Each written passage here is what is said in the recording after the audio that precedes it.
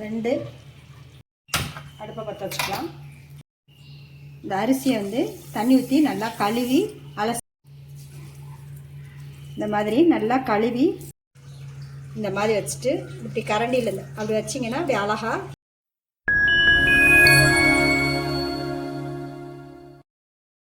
இன்றைக்கி என்ன பார்க்க போகிறோம்னா வரகரிசியில் சாதம் செய்ய போகிறோம். அதை வந்து சாதத்தை வடிக்காமல் பொங்கி தான் இறக்கணும். இந்த சாதம் வந்து 2 பங்கு 1 பங்கு அரிசி இப்படி எடுத்தோம்னு சொன்னால் 2.5 பங்கு தண்ணி வைக்கணும். 2.5 பங்கு தண்ணி வச்சோம்னா கரெக்டாக இருக்கும். நீங்கள் தோண்டி தான் வைக்க போகிறோம். அகப்பையில் தோண்டி வைக்கிற மாதிரி தோண்டி வைக்க போகிறோம். கரண்டியில் நம்ம தோண்டி வைக்க போகிறோம். இது பழைய காலத்தில் இதே சத்தானது. பழைய காலத்தில் அப்படி தான் ஆக்குவாங்க. நீங்கள் அதே மாதிரி நீங்களும் செஞ்சு பாருங்கள். இப்போ ஓரளவுக்கு எடுத்துருக்கோம். அரிசியை நல்லா கழுவிக்கிறணும்.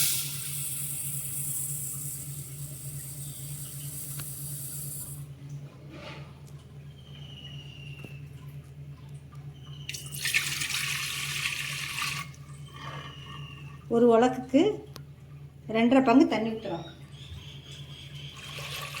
2 தண்ணி ஊற்றிட்டோம். இதை வந்து உலைய காய வைப்போம். அடுப்பை பற்ற வச்சுக்கலாம்.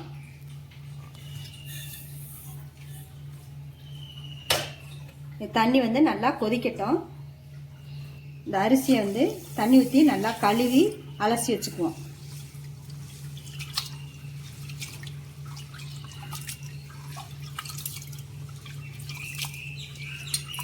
இது வடித்தோம்னா இதில் இருக்க சத்து பூரா போயிடும். அதனால் வந்து நல்லா கழுவிட்டு சும்மா அப்படியே பொங்கி தான் இறக்க போகிறோம்.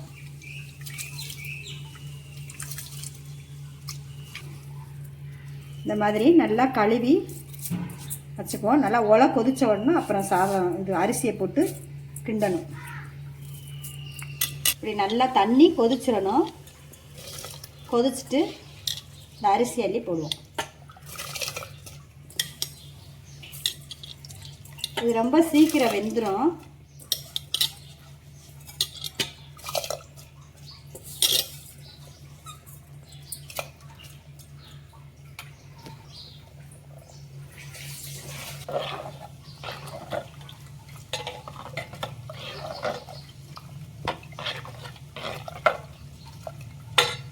இப்போ இந்த அரிசிக்கு தேவையான உப்பு போடுறோம். ஒரு 2 ஸ்பூன் கல் உப்பு போடுறோம்.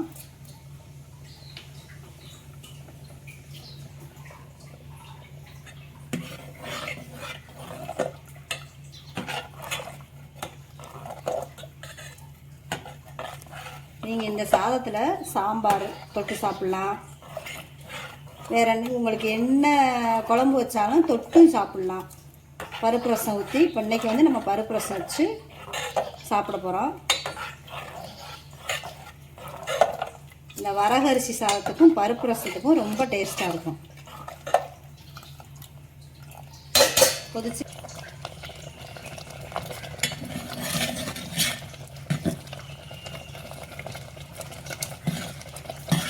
இந்த மாதிரி கொதிச்சு வேகும். நீங்கள் வடிச்சு விட்டும் சாப்பிட்லாம். வடிச்சு விட்டு சாப்பிட்டீங்கன்னா அதில் இருக்க சத்து புறம் போயிருன்றதுக்காக இந்த சாதத்தை வந்து பொங்கி எடுக்கிறது. பொடி சாதமாக இருக்குன்றதுனால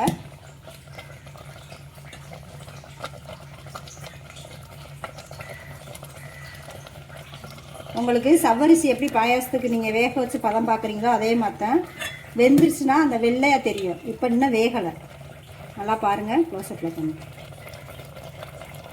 இந்த உள்ளுக்கு வந்து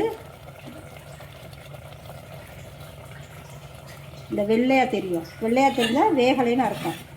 சவ்வரிசிக்குள்ளே நீங்கள் வேகலைன்னா வெள்ளையாக தெரியும்ல, அதே மாதிரி.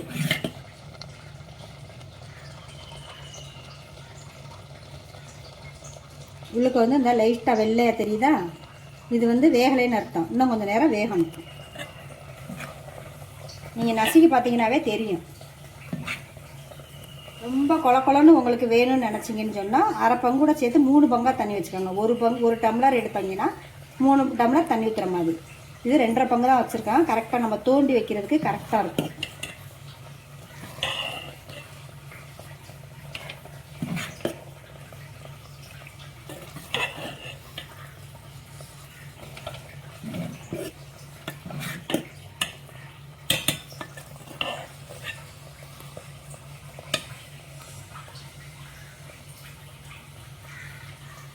இப்படி நசுக்கி பார்த்தீங்கன்னா இந்த இப்படி வெள்ளையாக தெரியக்கூடாது. இன்னும் கொஞ்சம் நேரம் வேகட்டும். பிடிச்சி இதை அடுப்பு ஆஃப் பண்ணிடுவோம். கொஞ்ச நேரம் ஒரு 5 நிமிஷம் இப்படியே இருக்கட்டும். நம்ம வந்து தண்ணியை தொட்டு உருட்டி வச்சுக்கலாம், கரண்டிலே எடுத்து வச்சுக்கலாம்.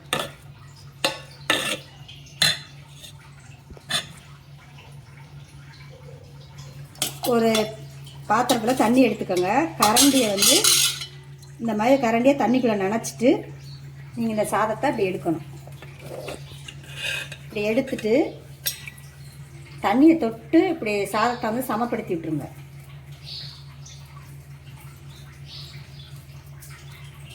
நீங்கள் இப்படி எடுத்து வச்சு சாப்பிட்டீங்கன்னு சொன்னால் எடுத்து சாதம் வைக்கிறதுக்கும் நல்லாயிருக்கும். நீங்கள் சட்டியோடு வச்சு கூட சாப்பிட்லாம், அப்படியே மோந்து கூட சாப்பிட்லாம். இந்த மாதிரி வச்சு சாப்பிட்டிங்கன்னா மீதம் இருந்தாலும் தண்ணிக்குள்ளே ஊற்றி நம்ம பழைய சாதம் மாதிரி தண்ணியில் போட்டு சாப்பிட்டோம்னா ஒரு நாளைக்கு கூட சாப்பிட்லாம், மீதம் இருந்துச்சுன்னு சொன்னால். இந்த மாதிரி வச்சுட்டு இப்படி கரண்டியில் அப்படி வச்சிங்கன்னா அப்படி அழகாக நம்ம இட்லி சேஃப்க்கு வந்து வந்துடும். ரெண்டாவது கரண்டியில் எடுக்கையில் தண்ணிக்குள்ளே அப்படி கரண்டியை வந்து தண்ணியில் விட்டுறணும். அப்போ தான் திரும்ப அந்த பார்க்குறதுக்கு அழகாக சைனிங்காக வரும். தண்ணிக்குள்ளே விட்டு தான் ஒவ்வொரு தடவையும் கரண்டியை வந்து இந்த மாதிரி வச்சு தண்ணியை தொட்டு இந்த மாதிரி அமுக்கி விட்டுட்டு நீங்கள் வைங்க. அப்போ பார்க்குறதுக்கு அழகாக இருக்கும். பிள்ளைகளுக்கு கொடுத்தாலும் நல்லா சாப்பிடுங்க.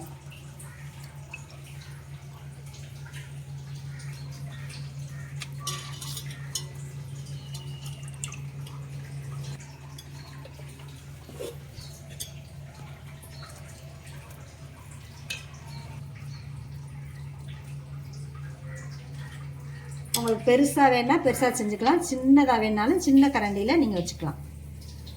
இந்த மாதிரி கரண்டியில் வச்சுட்டு வச்சிங்கன்னா கெட்டியாக இருக்கும். தண்ணியில் போட்டாலும் கரையவே கரையாது சாதம்.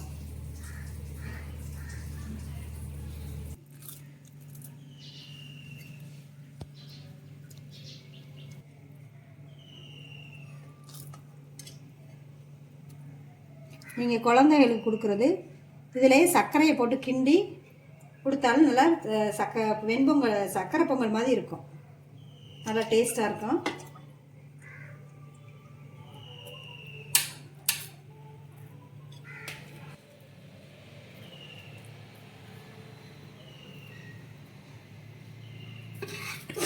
உருட்டி கூட காமிக்கிறேன். உங்களுக்கு கரண்டியில் வரலைன்னா இந்த மாதிரி உருட்டி கூட வைக்கலாம்.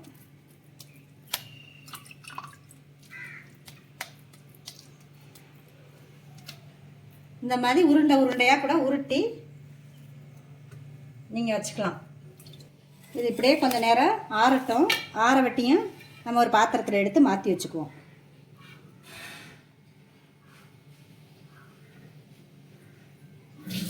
இப்போ நல்லா ஆறிடுச்சு. நீங்கள் சாதத்தை ஒரு பாத்திரத்தில் எடுத்து வச்சுருவோம்.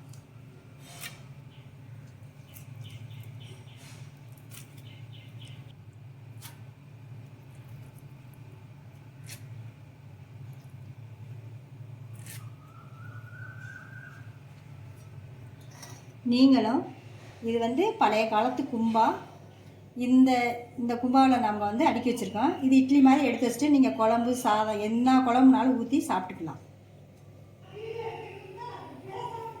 இது வரகரிசியில் செய்கிறது. பார்க்குறதுக்கு இட்லி மாதிரியே இருக்கும், ஆனால் வந்து இது வந்து சாதம் தான். இட்லின்னு நம்ம இட்லின்னு சொல்லிக்கலாம். என்ன குழம்பு வச்சாலும் நீங்கள் தொட்டு சாப்பிட்டுக்கலாம். இதுக்கு வந்து பருப்பு ரசத்துக்கும் இதுக்கு தான் ரொம்ப டேஸ்ட்டாக இருக்கும். இது வந்து கும்பா. பழைய காலத்தில் கும்பான்னு நீங்கள் பார்த்துருப்பீங்களா என்னன்னு தெரியாது. பாருங்கள், முந்தைய காலத்தில் இதுதான் கூழ் சாதம் இதெல்லாம் பிசைஞ்சு தண்ணியோடு சேர்ந்து கரைச்சி சாப்பிடுவாங்க. நம்ம தட்டில் சாப்பிட்றோம். முன்னாடியெல்லாம் இதுதான் வந்து தட்டுன்னு கூட சொல்லலாம். முதல் கும்பா, அதுக்கு பேர் வந்து கும்பா.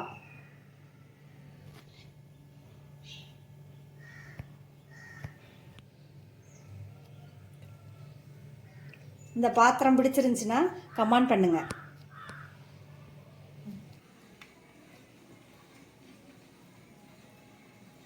வரகரிசி சாதம் ரெடி ஆயிடுச்சு.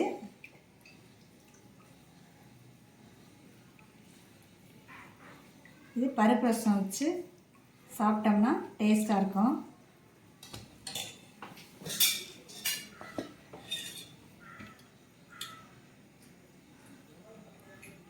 கொஞ்சம் பருப்பை தொட்டுக்கிட்டு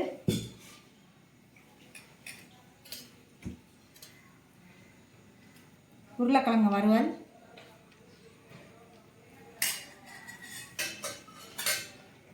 இதே மாதிரி இதே அளவுகளோட நீங்களும் செஞ்சு பார்த்துட்டு எப்படி இருக்குன்னு கமெண்ட் பண்ணுங்கள். லைக் பண்ணுங்கள், ஷேர் பண்ணுங்கள், சப்ஸ்கிரைப் பண்ணுங்கள்.